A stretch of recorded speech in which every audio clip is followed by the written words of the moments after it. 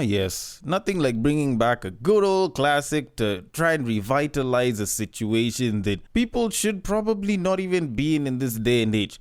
But hey, don't get me wrong. I'm not going to judge you for being in the situation that I'm about to put you all in the main topic. But, if you're there, I might as well show you how to get around it.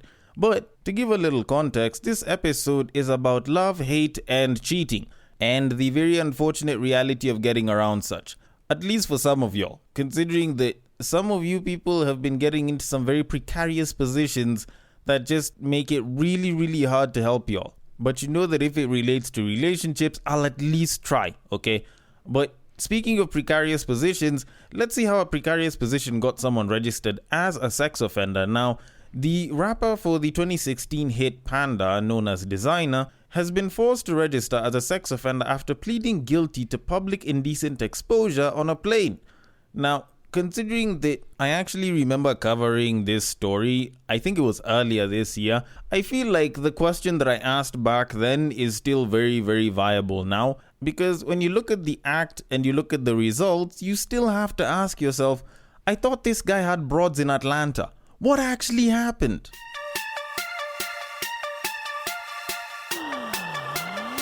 Get ready for the battle of the sexes.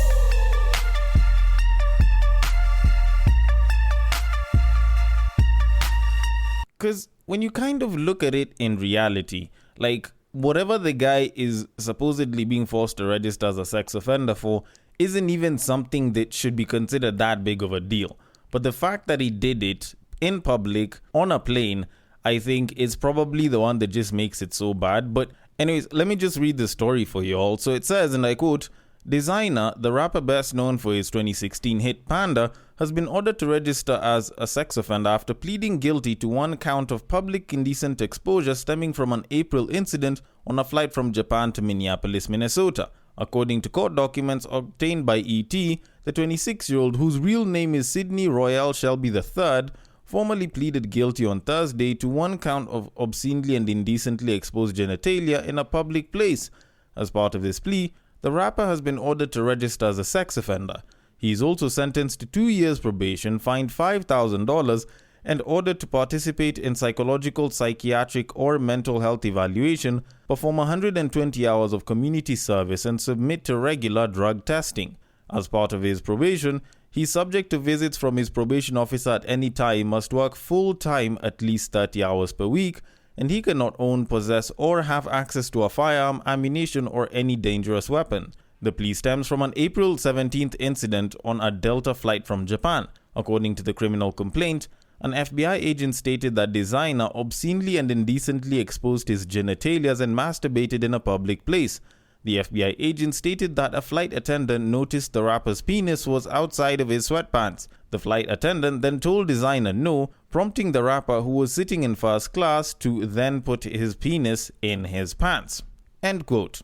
Okay, now think about it for a quick second. This guy has probably been dreaming of getting the Mile High Club treatment for I don't know how many years in his life. Now, he's on a plane, he finds that, he's probably not confident enough to talk to one of the flight attendants to get that little sum, and he decides that he's gonna go all single player mode on that shit, and now that he's been caught, he's going through all of this just for wanting to beat his meat. Like, don't get me wrong, even though those broads from Atlanta might have probably slimmed down and they're no longer quote-unquote broad, I still feel like this is a lot for someone who just pulled his dick out and decided to jack it off. Like, I don't think there are that many kids in first class. I don't think there usually are. And when you kind of think about it, all of that just because dude wanted to beat his meat is a little bit too much. Although at the same time, if there was any consolation, I hope at least the flight attendant did say that exact same thing about his penis. Anyways, with that said and done, I do have a podcast that I should have started a little bit earlier with a little less indecency, a little bit more tone, a little bit more love and vibes, and an intro that says, Welcome to Breaktime on West Side, your number one breaktime podcast, coming to you from Nairobi, Kenya. The man on the mic is a man who's not a fan of the Mile High Club. Because I watch snakes on a plane, and trust me, my snake is not ready for that experience. He's a man whose favorite cardio routine involves running his mouth. It is none other than your tall, dark, and mildly handsome man, Sir Denver B. This has been a particularly interesting time to be a Kenyan, more so a Nairobian, considering that we're hearing about El Nino coming around the corner, and the first thing that our governor decided to do was talk about how he's gonna bring in boats. Like, I'm not gonna lie, the memes are super mad and everything about the entire thing. It's just that I'm actually wondering if we'll all be able to make it out just using the boats, because we already know how government shit goes. If someone says that they're importing boats, they'll probably import one for every 1,000 they should have brought in. But, at the end of the day, considering that some of us have been swimming in pussy and some of us have to dive into the pussy, I'm guessing that we might actually be able to make it out. Not sure about some of the women who, are still straight, so they don't know how to swim and all. But, they probably have a way out because, what a man can do, a woman can do better. Or whatever the fuck they usually say. Either way, I've got an episode with a little bit of cheating and how to get around all of that, even though I don't endorse it on this podcast. But before I do that, I need to go and deal with something that made quite a bit of waves over the past week. Now, there was someone on Twitter who, by virtue of them wanting to share a bunch of shit that you probably shouldn't share as a guy, decided to write, and I quote, "That phase where you slowly start hating your girlfriend is crazy. When you keep messing up on purpose so that she can break up with you and she keeps forgiving you, you'll be having a bad day, and when she hugs you, it becomes even worse." End quote. Now, dude decided to say that, and of course a couple of other dudes went and were talking about how they relate, but of course this is Twitter and there's women on Twitter, so they picked it up, and this went off very, very left field. Like, babes are busy talking about how men hate them, about how, they're never dating a man again, or they would cheat on such a man and shit like that, and it just seemed very, very nasty.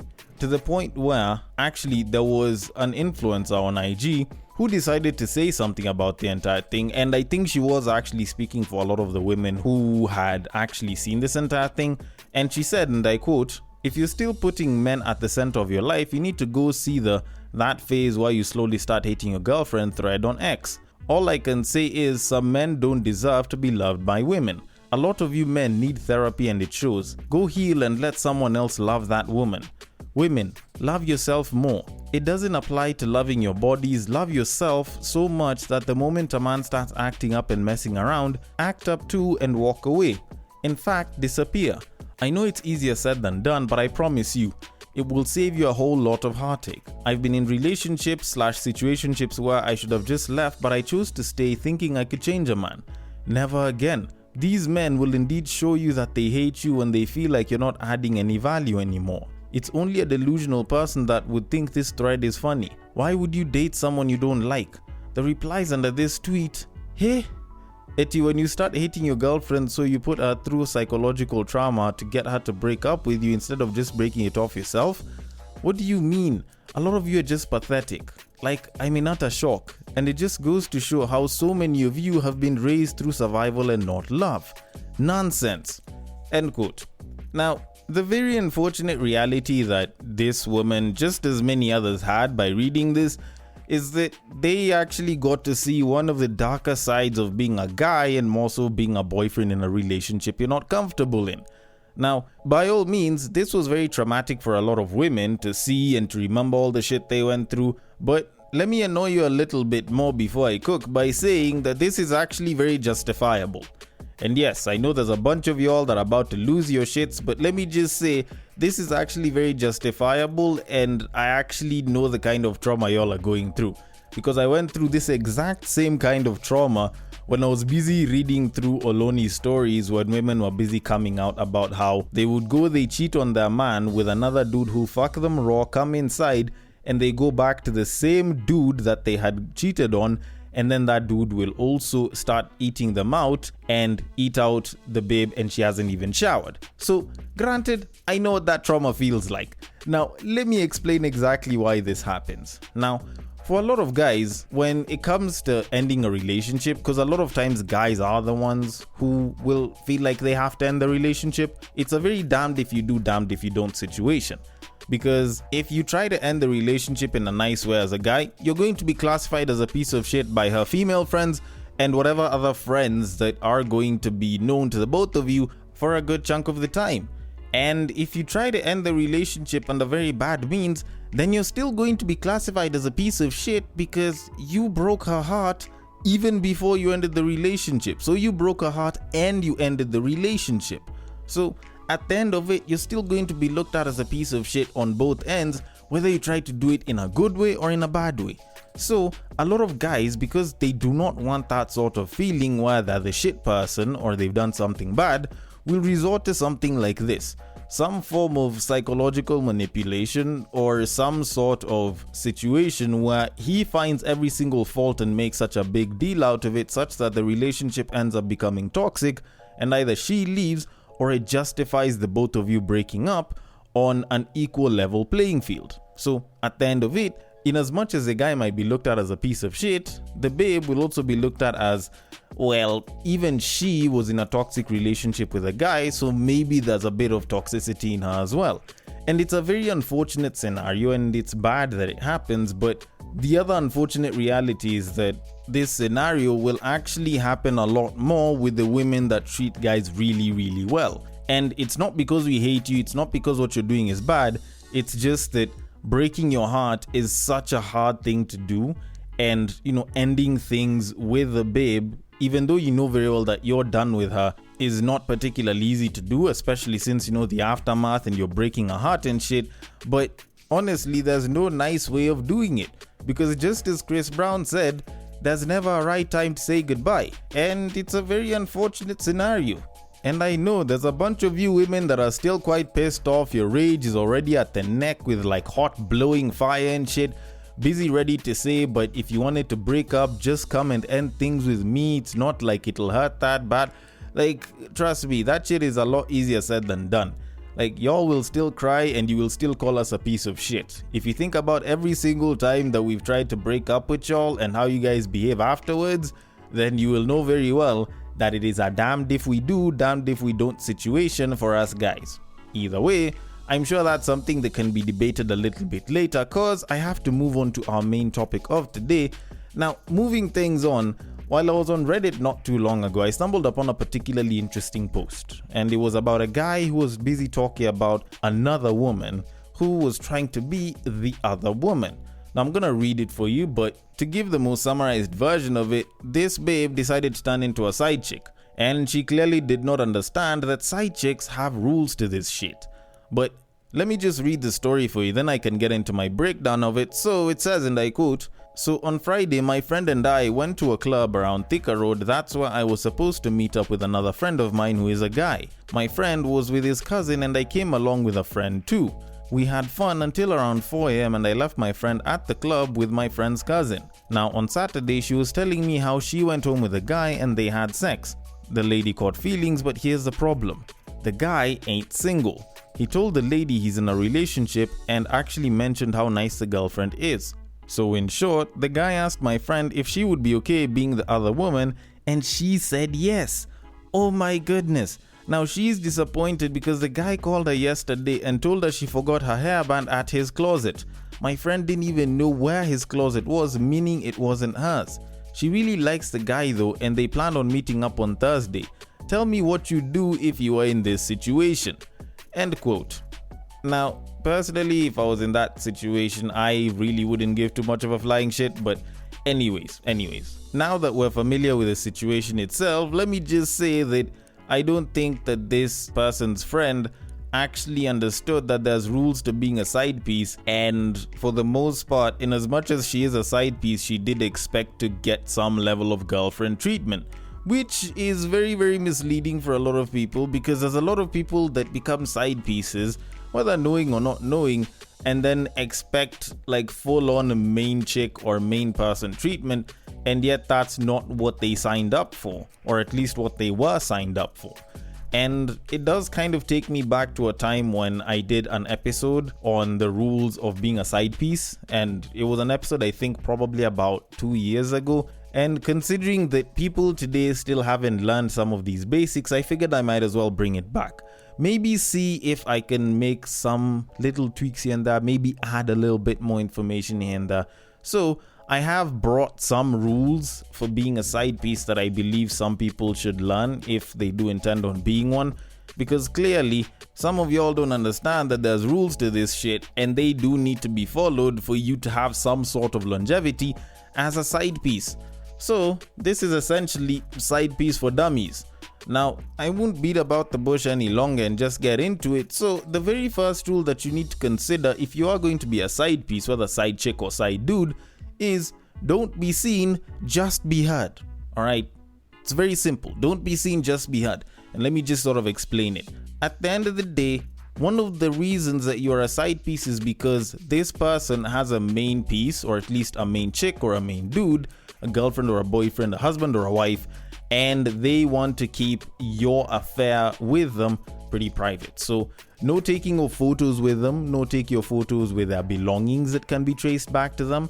And if you guys are together, then you are supposed to maintain a healthy level of distance, or at least you guys aren't supposed to be seen in some form of PD or another. Like, you can be seen together, just don't be seen getting intimate together or anywhere near getting intimate together, because you don't know who's going to spot it, tell the main, mess up your current situation. Alright?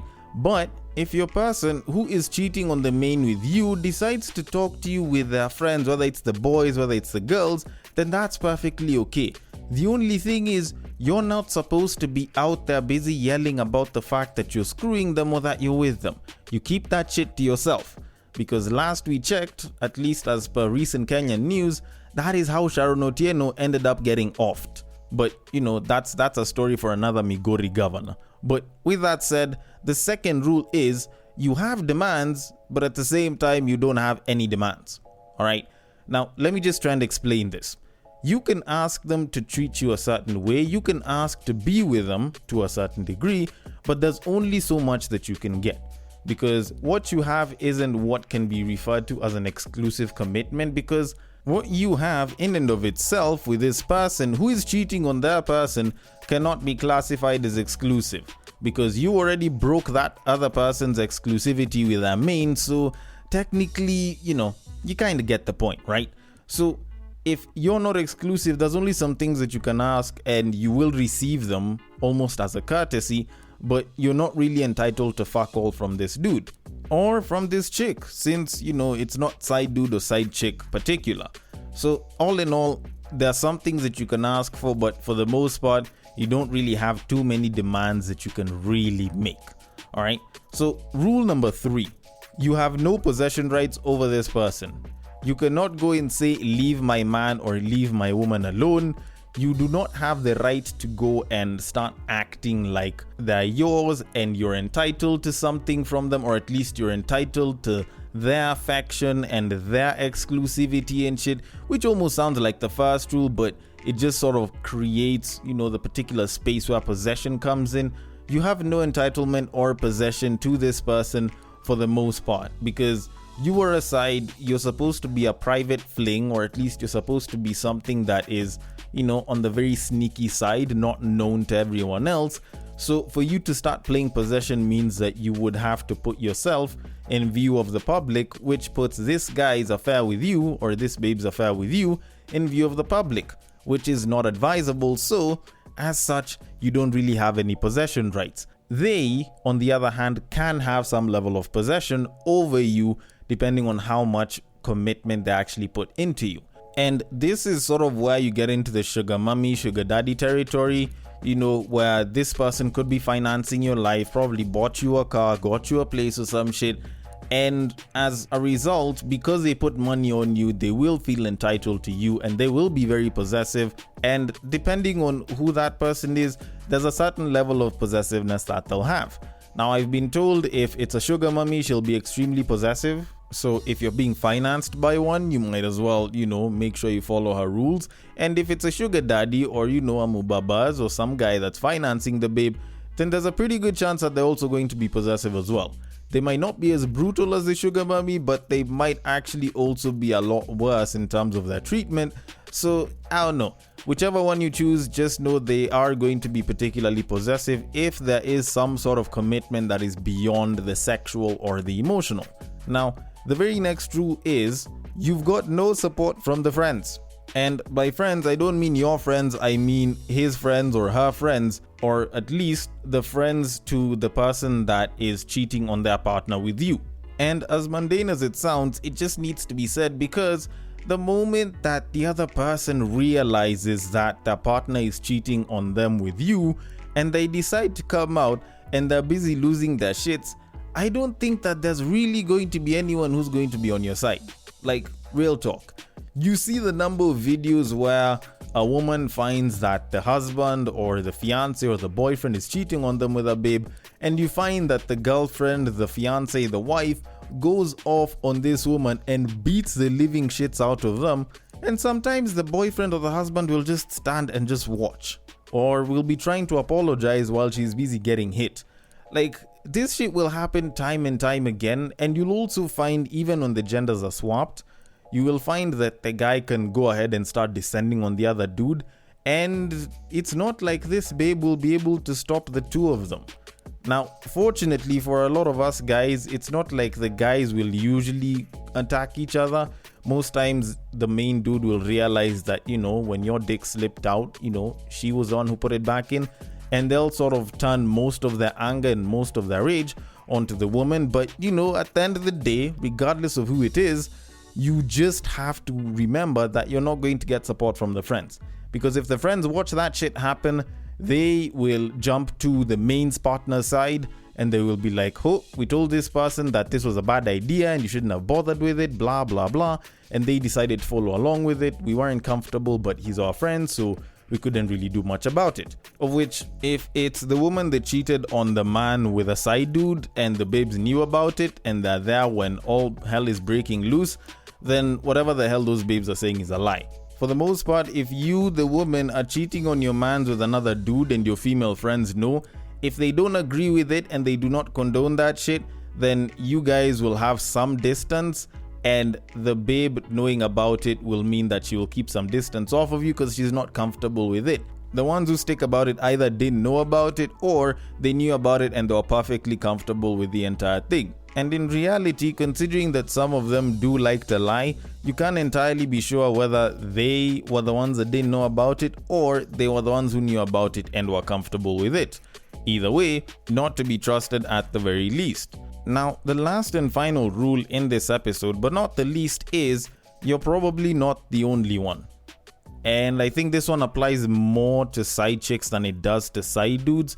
Just mostly because statistically, whenever women go and cheat with another guy, it's not like they cheat with multiple men. It's usually with one guy, as opposed to guys who statistically will go for multiple women instead of just the one. Now, the reason I'm bringing this rule is mostly because of the babes and, the story in and of itself. At the end of the day, if the dude has access to multiple amounts of pussy, of course he's going to go and hit multiple amounts of pussy. Like, at the end of it, guys are mostly geared towards sexual variety than sexual exclusivity. So if I have this one side chick, but there's like 3-4 other babes that are looking for the D, and they're all pointing at me and want pipe from me, then by all means, if I have a side chick, I can bang a bunch of other babes. Because at the end of the day, I'm technically still cheating. Like, it's not like I have any special exclusivity because you're the side piece. So there's nothing much that you can really do about it. But it's not like guys, or at least side dudes, are immune from this, because I do remember covering a story not too long ago about some woman in Kisi whose side dude ended up going to off another dude because apparently they were both banging the same woman. But either way, with all that said, the point is still clear. You're probably not the only one, and you need to function with an idea that that is very possible. Although, all that said and done, let me just conclude by giving you guys one more bonus tip. At the end of the day, you're still a side piece. Like, I'm not saying this in a derogatory way, I'm just saying it for what it is. You are a side piece, you're not the main, and there's a reason for that. If that person wanted you so badly that they preferred you over the current main person, whether it's a girlfriend, a wife, a boyfriend, or a husband, then they could drop them and pick you. Alright? Not unless if, there's a bunch of inheritance and money that's attached to that shit, or, the divorce process is bad, blah, blah. But they could have ended up being with you instead of the other person. So you need to realize that you're there for the good times, not necessarily all the time. All right. And at the end of it, like, being a side piece does have its benefits. You know, you get the best sides of someone, or at least, you know, the ones that fuck the best, possibly, or at least the ones that fuck, as opposed to the entire bit of it, which can have its own issues and could end up with you pretty much in the same exact position as this person's partner who is being cheated on with you. All in all, just accept exactly where you are. And if you are someone that has a side chick, then you know very well that you're not dating your side piece, or at least your side chick or side dude, for a reason. So assuming that greatness in bed plus a couple of 1, 2, 3 other things would make them such a great partner, it's probably not that smart of an idea at the very least. Because when you think about it, cake with custard will always make for great dessert, but that shit will never do well as a main course, or even be a viable option when you want to have a good dinner. You know, not unless you're talking about girl dinner, but that's sort of besides the point. Although then again, whether I like it or I don't, if you want to have a side piece, then you're gonna have one, and if you want to turn your side piece into a main, then that's entirely up to you.